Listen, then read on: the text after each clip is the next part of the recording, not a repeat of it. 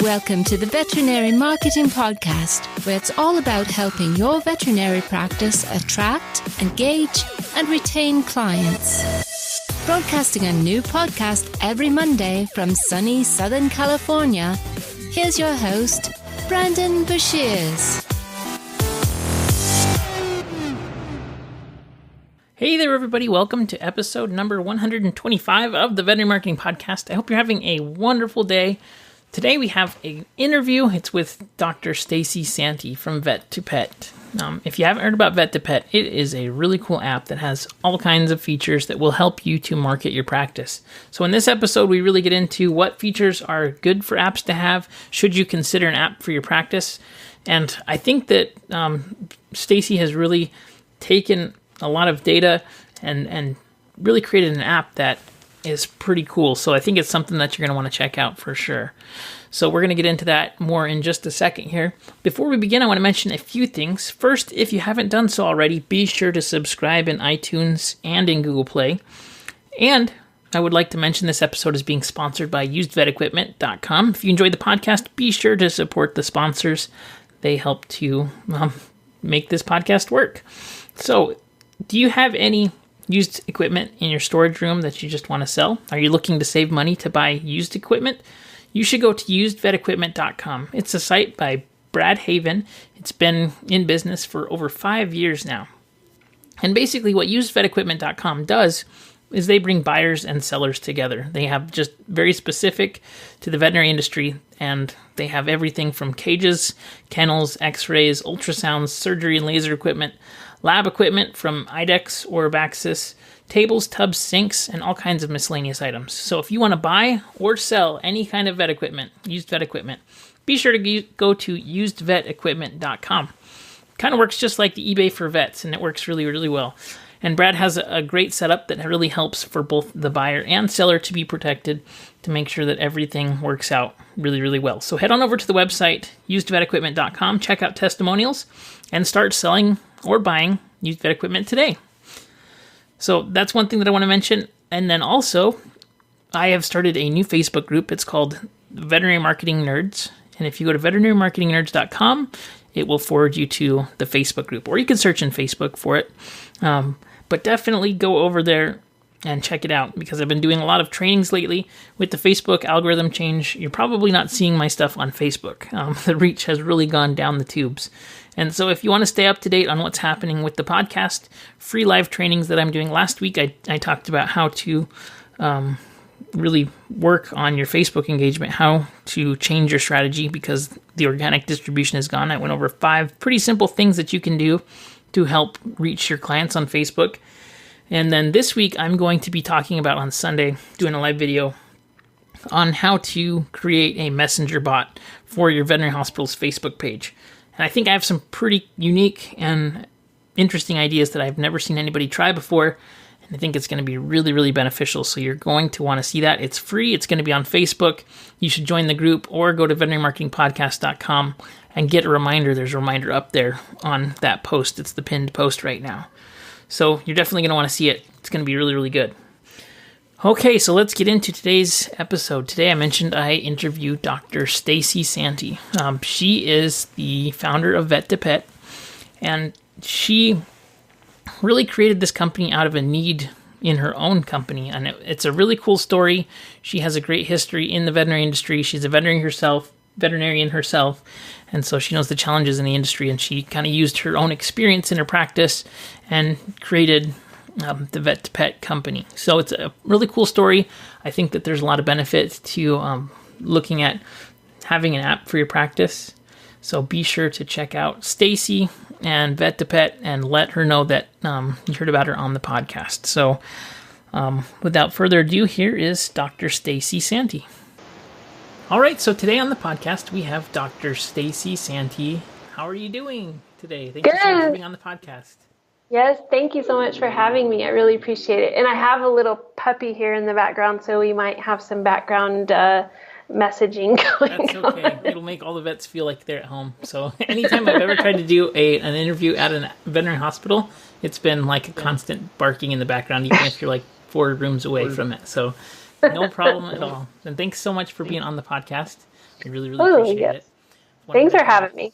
Have you on for a while. So how about you tell everybody about yourself and how you got into the industry, and also how you got into more of the business and marketing side. Just kind of a quick, brief rundown of who you are and how you got here. Okay, yes. So I started my career, I graduated from veterinary school in 1996 from Colorado State University, and I took my first job at a 24/7, 13 doctor practice in Portland, Oregon. And I worked there for 6 years, and that was where I really, just got, I call it the Game of Thrones days, where animals were coming in with dismemberments and horrible injuries all day and night. And I stayed there until 2002, when I took a job as the 3rd associate in a small animal practice here in Durango, Colorado. In 2007, I took over this practice and started to grow the practice, and we went through the recession and turned into an ER practice. And it was around 2010 that I became interested in mobile apps in the veterinary side. And the reason is because I am a big nerd. Like, I love animals and I love technology. Those are my 2 things. And I had these apps sending me push notifications. And the problem I was having in the clinic was that my clients weren't giving their heartworm prevention every month. And it was becoming a problem for me. And I would tell them, at their wellness exam, it's time to get your refill of your parasiticide. And they would say, oh, don't worry, Dr. Stacee, I still have some from last summer. And I don't think anybody buys medication with the intent of not giving it. They just were forgetting, because it's really hard to remember to do something once a month. Mm-hmm. And that's when I thought, what, this would be really cool if I could send a push notification. Because the thing at that time we were offering, and still what most practices are doing, was suggesting the clients make better use of the stickers that come in the box and stick them on their paper calendar. Mm-hmm. But nobody's using a paper calendar anymore. They're using their iCal. And I wanted to be more modern, and I didn't think it looked very good in my practice to be doing stickers when we're, offering high-tech things like digital x-ray and stuff. So that's when I decided I wanted an app for my practice. And I just started Googling it, and I figured surely I should be able to have an app. And I found a company out in San Francisco, and they were building mobile apps for other industries and just kind of reskinning them for automotive dealerships and realtors and these sorts of people. And I said, can you reskin this for animals? And they said, yeah. And so that was the beginning. Very cool. And so kind of there you had the idea that apps were important. When did you start your company? So that was in 2010. And in 2011, I ended up just slowly adding more features to the app for my practice. We added orders and refills, and then we added a loyalty program. And that's when things went off the rails. I mean, our clients were going crazy with this loyalty program. And I started to wonder if this is how it must feel if you are dealing crack, because people were really passionate about getting their stamps and they wanted their rewards, and they were spending more money. And I decided, after I saw that happen from 2011, 2012, I said, you know what, I think I'm going to have to start a company, because I could help other vets. And I have a lot of vet friends, and they were telling me, I want to do this at my hospital. Can you build me an app? And I thought to myself, well, if you have a logo, I think I could. And so I started in 2013, and just basically in my bedroom after work, nights and weekends, I would build an app for my colleague. And I would do like one a month. And that's how it got started. That's really, really cool. So you mentioned that push notifications were really important. That reminders and then loyalty are kind of why you decided to build the app. What do you think? Do you think that, well, one thing that I've seen practices do is that they create apps, or at least maybe a few years ago, it was pretty popular. They'd go create an app, and the app would just basically be a mobile version of their website. Mm-hmm. And I don't think there's a lot of value in that, but I think that these other features have a tremendous amount of value. Can you tell me, look, when you're thinking about an app for a veterinary practice, from a marketing standpoint, how can you create an app that provides value that people are going to actually download, keep on their phone, and then use? Yeah, that's a great question. So you're right. In the early days, it was basically kind of a dressed up website, and an app really needs to allow the user what I consider the least friction, what I consider the lowest friction pathway. Mm-hmm. So we're trying to enable efficiencies on both sides, on the pet owner side and on the practice side. So if we can provide value that enables efficiency and also provides access to information, then it becomes valuable to the user. Putting your website as an app is not that valuable to anybody, I don't think. But when you can make it so that a pet owner can, check the status of their vaccinations with one click, or have access to some information about their pet with one click, or they can receive targeted messages from you about their pet, those suddenly become a whole nother level of value. Definitely. It makes a lot of sense. I mean, you have to give somebody the reason to download the app in the beginning. So I think those are definitely, big enough reasons that you'd say, yeah, I'm interested in downloading that app for sure. Well, for me, even one of the main reasons I use my own app is because I have an older dog and an older cat that take a lot of medications. So I don't like calling my own practice. I don't work there anymore, but I don't like calling there and have to be put on hold and tell them what I need. And to be quite honest, most of the time I remember these things at 8:00 at night. Yeah, definitely. And so I know what the name of the food is, but most of our clients don't know the name of their food or pill that their dog is taking. So you can just take a picture of the product and send the request over, and the practice will get it ready for me, for the pet owner. And then it's waiting, and everybody saves time. The practice doesn't have to field a call, and the owner is able to kind of dash in and grab with their product. That's really cool. So you have... That's another really cool feature, is sending messages directly to the practice. That's pretty awesome. You mentioned, there's one thing that I definitely want to talk about today, which is the loyalty report that you've built, which is pretty comprehensive based on all of your case studies of practices using your app, which is awesome. But I saw that in there you have a number of selfies sent in, and it was a lot of selfies. But tell me about that feature. I think that's pretty cool marketing idea. Yeah, so I had this thing all these years I've been practicing. When I would get a new patient, I would say, okay, wait, before we get started, I have to know, what's your nickname? What does your brother call you when you're naughty? Yep. And what's your favorite activity? And what's the weirdest thing you like to do? And it was an icebreaker, but also I really, truly like learning that stuff about my patients.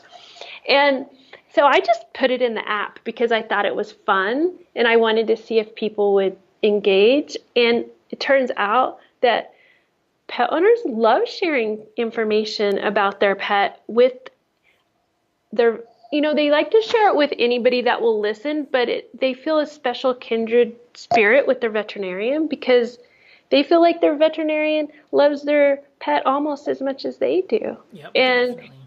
If you were like me, I always tell my little patients, besides your mother, I love you the most. Yep. So these are really great bonding tools, and clients just love sending them in. And then that gives the practice, not only does it give you social media content, which is really cool because you can just one click post to Facebook or Twitter, but it more importantly helps you see your little patients for as little beings, and you get to see them outside of the clinic and the things that make them so lovable to their owners. It's quite powerful when when you've stayed up all night with the pet to save them, and then you can see their parents sent over a selfie of them, playing ball in the lake or something. It just feels really good. That's awesome. I think that's really good because too, you can,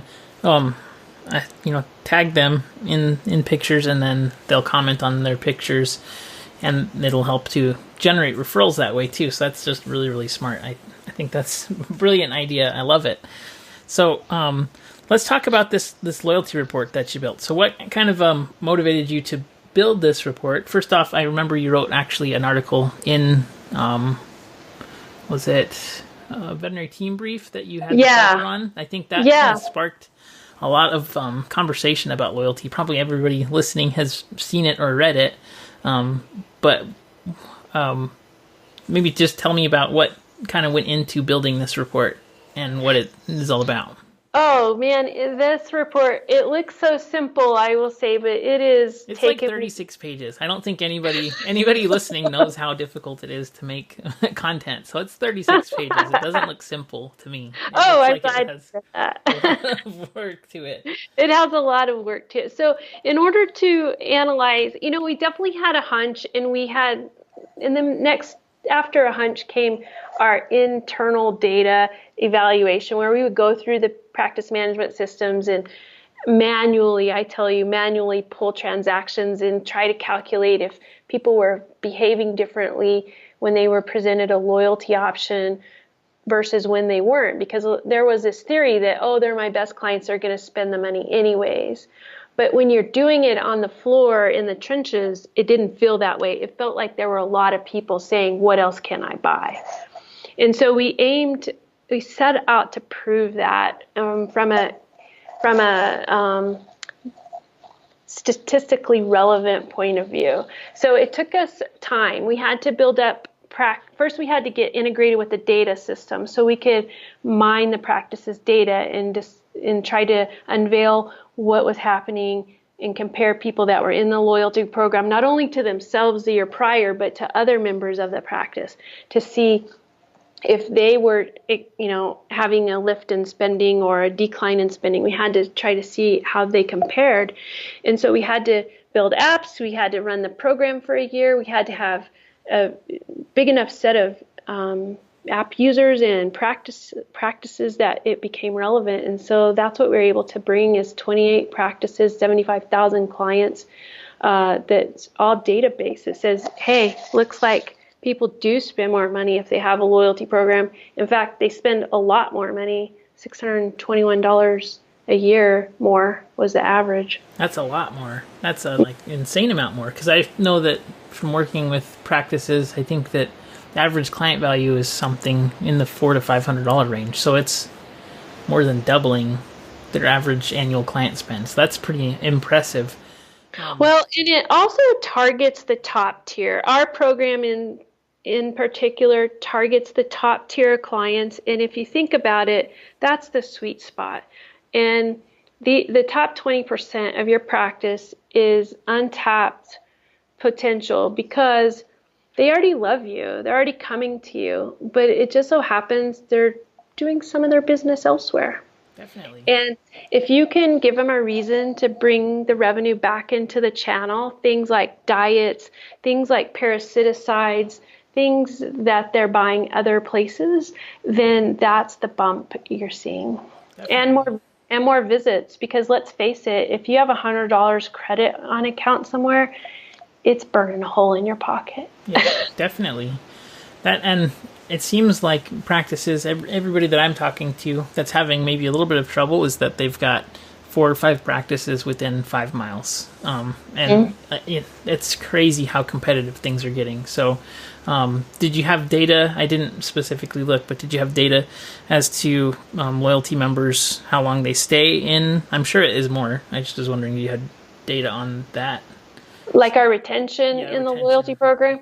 Yeah, it's pretty high. Our retention in the loyalty program, is about 3 times more than if they are just a non-participating member in the loyalty program, meaning they come back and visit the app and get more exposure to your brand 3 times more frequently than if you don't have a loyalty program. That's pretty impressive. a lot of it is also, the loyalty program to me is kind of the Trojan horse. It's the hook of the app. It's the fun part. It just so happens it makes you a lot of money. But the real value for a practice to have a mobile app, if they're marketing, trying to build their brand, is for the capability of being able to send out a push notification. Yeah. Because you now can deliver information to your captive audience. And you can do it bypassing the limitations of Facebook and email. You can send out a quick push notification that targets specific clients in your practice and helps keep them educated. And, for example, you could send a push notification out to all the Labrador owners with a lab over the age of 8 to say, hey, is your lab slowing down and gaining weight? Because we all know they could be hypothyroid. Yeah. Exactly. And you could do events, you could do like all kinds of things, driving them into the practice. That's brilliant. And just like you said, you're bypassing Facebook and email, and although those channels are very crowded already, and then with the changes to algorithms, and you just don't know if it's going to be there tomorrow. So push notifications, it's like owned media. I think it's pretty similar to email, except your open rate is probably like 4 times as much as the normal email. Exactly. So, it goes from like 20% to 90%. Exactly. So I think that's super brilliant because you have to be able to, and the people that are going to download the app, it's not just people that are like, likes on Facebook, because obviously I see a lot of practices, they'll have 3,000 to 4,000 likes, but a lot of those people have never been into the practice. And with the app, you get people who are, typically it's most people that have been in the practice and who are actual clients. Yeah, that's why I named the company Vet2Pet, because I was thinking, all right, how do I as a veterinarian help my patients? How do I stay connected with them outside of the 2 times a year they come to visit me? Because I have things I need to tell them as a veterinarian. I need to tell them about a pet food recall. There was a skunk here that had positive rabies. I need people to know about this. We had a heartworm positive case. I need people to know, hey, we've got a real live heartworm in Durango. So you need to know. Yeah. My job as a veterinarian is to help protect animals and serve animals. And this just gave me a platform to do it way more effectively. Definitely. And I think if you're segmenting like that, and then also just providing really important info and data, people are going to actually listen to it. And it's not going to be like, just kind of the extra noise that's within other channels too. It'll be like, hey, I got a push notification. I need to read it because it's important. So I think that's pretty cool too. So let me ask you this. Do you think there are any practices that would not benefit from having a mobile app, like Vet2Pet? Is there any, like, for example, sometimes I think people are often just told in generalities, like, oh, you absolutely need this. And we hear that so many times that we kind of become numb to it. Yeah. I don't know that it's for every single practice in the United States. I would say if you're trying to be progressive, if you're doing some cutting edge diagnostics and therapeutics in your practice, you've got to also have the market, a cutting edge marketing presence as well. It just kind of is trying to run a high end diagnostic practice with paper charts and paper trails is just kind of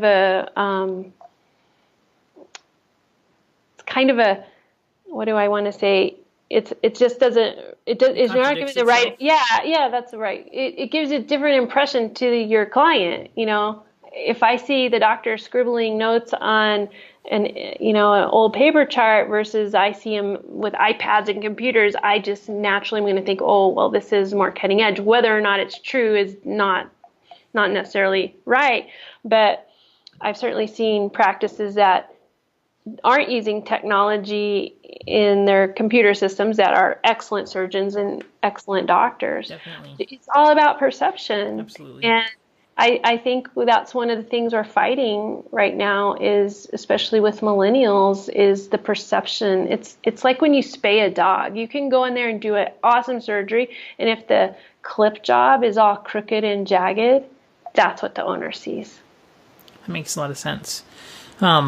With the app and when people download it in your practice, what kind of data do you get from the download? Do you get any data, or do people have to input additional data? I don't know what the rules are specifically within like the terms of service for. Do you mean, are we capturing their data from their? Okay, so my company, we're only capturing their device and location. We aren't at this point capturing their deeper demographics and smartphone usage, although you can embed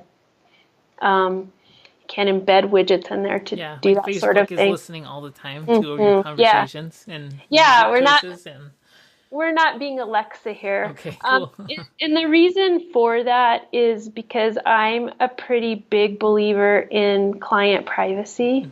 I am not we're a data company, but we're first and foremost a veterinary company, and I would never do that to my own clients. Therefore, I would never do that to any of my customers' clients as well. Got it. I was just curious, and I had no idea how that worked or what went into that. It's a great question. You have to be careful because apps are watching you, if you aren't paying attention, they're watching you. You should know that. So we just don't do that from an ethical perspective. Yep. Cool.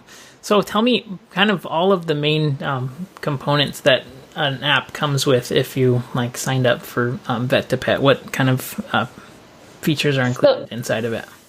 The main things that an app can provide a hospital is, number one, you want to get an app. If you're going to go to the trouble of it, you need one with your own icon because it's your brand. You're trying to represent your brand to your clients. So having your own custom icon and logo is super important because people are staring at their phone 4 to 6 hours a day. So you want to be there. The second thing, and these are things a lot of apps have, but you want a data connection so that you can have your app sync up with your practice management software so the information flows from your system into the app so people don't have to input all their own pets' names and information. It just syncs up and they can have visibility to upcoming appointments and minor records, things like vaccines, microchip numbers, rabies numbers, those sorts of things. Request appointments, requesting refills. These are other features that are super popular because people want to do business with you without having to call. Yep. Or after hours too. Yeah, you're trying to carve out a path of least resistance so your business is the end point. And the loyalty program, of course, is super popular, and then selfies. We also, in this app, like to give the pet owners tools to other resources that the veterinarian is providing because vets spend a lot of time and, quite frankly, spend a lot of money compiling resources for their clients and then don't do a great job letting their clients know about it. This is going to be things like care credit, online pharmacy, poison control access. We have a lot of resources that would help an owner not have to Google. Yep. Pet health library information with approved content that you have endorsed. These are the things we also build in the app. That's awesome. It sounds really, really complete. So I think it's pretty awesome sounding. So, and actually, I downloaded it, and one time you gave me a demo, and it's pretty cool too. I think it's intuitive, and one thing that I think is important is if you could give an app to a kid, like my 3-year-old, who's really good at iPhones and stuff, and if she can like navigate and use it, then it's like successful because she can't read, so she like just uses the cues within it, and so it passed that test. Oh, that's awesome. So I used to have, in the early days of my company, I had my advisory board, which was my stepson and his 2 friends that were 9, and 10. Yeah.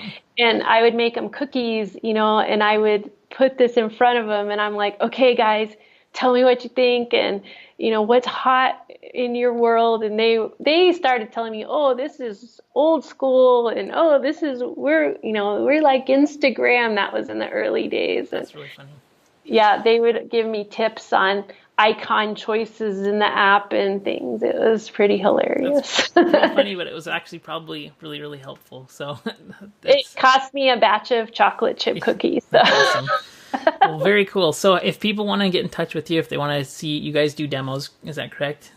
Yeah, we have actually a demo on our website that you can go through. It's about 10 minutes long, and then you can always call us and we can show you the back end of it, the dashboard and all those inner workings. And then we will be at VMX in 2 weeks, and then we'll be at Western Veterinary Conference as well after that. And I'm actually speaking at Western, so If anybody out there, wants to come learn more, I'm doing a session Monday morning. Fantastic. Well, be sure. What's the best place to find you? Is it your website? Yeah, you can just find us on our website, Vet2Pet.com. You can always email us or text us. We do, of course, all of that stuff. Call us. Yep.